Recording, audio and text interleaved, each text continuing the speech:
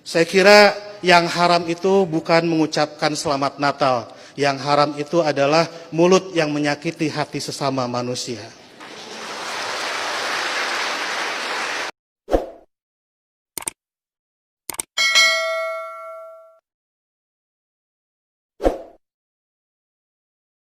Selamat Natal, besok jadi Kristen. Saya tiap 10 November mengucapkan selamat Hari Pahlawan, besoknya saya tidak jadi Avengers. Minggu lalu saya mengucapkan selamat menikah kepada teman saya yang hajatan, besoknya saya tidak jadi pengantin. Dan berulang kali saya datang ke mahasiswa-mahasiswa kedokteran mengucapkan selamat, besoknya saya juga tidak jadi dokter. Nah, saya tahu bagi orang Islam, untuk jadi orang Kristen itu susah.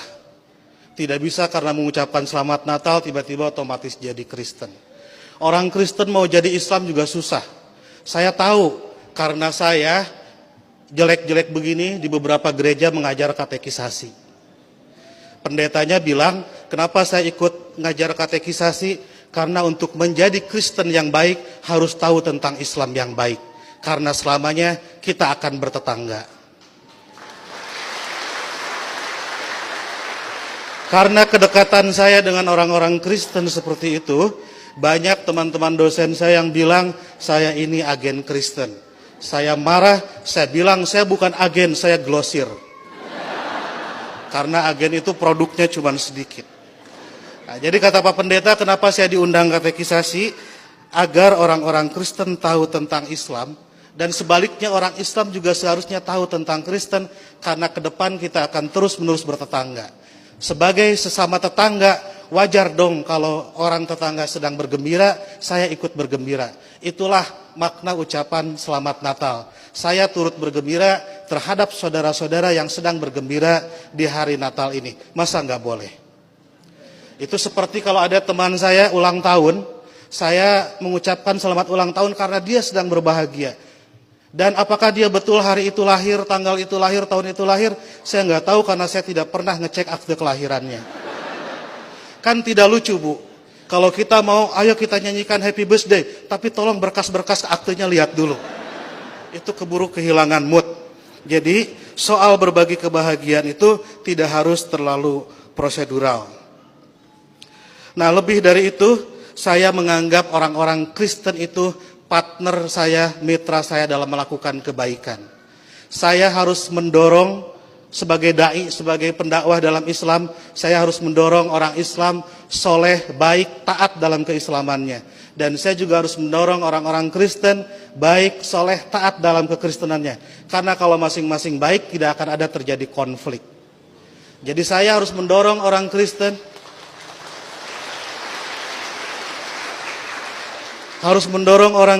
agar baik dalam kekristenannya, karena kalau orang Kristen di sekitar saya jahat, saya pasti korbannya. Dan Bapak Ibu juga harus mendorong saya dan teman-teman Muslim menjadi Muslim yang baik, karena kalau saya jadi copet, Ibu Bapak jadi korbannya. Jadi puncak toleransi adalah pada saat saya nanti membangunkan Ibu Bapak gereja dan Ibu Bapak mengongkosi saya naik haji. Ya. Karena satu sama lain harus mendorong dalam kebaikan. Oleh karena itu saya selalu bersedih kalau ada teman-teman Kristen gerejanya ditutup. Kalau ada teman-teman Kristen tidak boleh merayakan Natalan. Kalau ada teman-teman Kristen tidak boleh berdoa di rumah. Karena bukankah gereja, Natal dan berdoa adalah sarana orang Kristen untuk menjadi soleh dalam kekristenannya. Sebagaimana juga saya sebagai Muslim membutuhkan masjid, membutuhkan Idul Fitri, membutuhkan salat untuk membuat Muslim menjadi baik dalam kemuslimannya. Oleh karena itu, marilah kita sebagai sama-sama manusia mendorong satu sama lain agar baik, karena kita sama-sama diciptakan dari tanah. Kalau ada manusia yang tidak baik, mungkin dia dibikin dari tanah sengketa. Lebih dari itu, saya melihat kelahiran Kristus adalah berkah tidak hanya bagi orang Kristen, tapi juga untuk dunia. Karena dengan lahirnya Kristus, 3 miliar penduduk dunia menjadi beragama Kristen dan lebih berpotensi melakukan kebaikan dalam kekristenan itu. Dan ibu bapak harus juga mensyukuri kelahiran Nabi Muhammad, karena dengan lahirnya Nabi Muhammad 2,5 miliar penduduk dunia menjadi Islam dan lebih berpeluang berbuat baik dalam keislamannya. Jadi Kristus dan Muhammad adalah mitra yang kita semua harus meneruskan itu. Saya kira yang haram itu bukan mengucapkan selamat Natal. Yang haram itu adalah mulut yang menyakiti hati sesama manusia.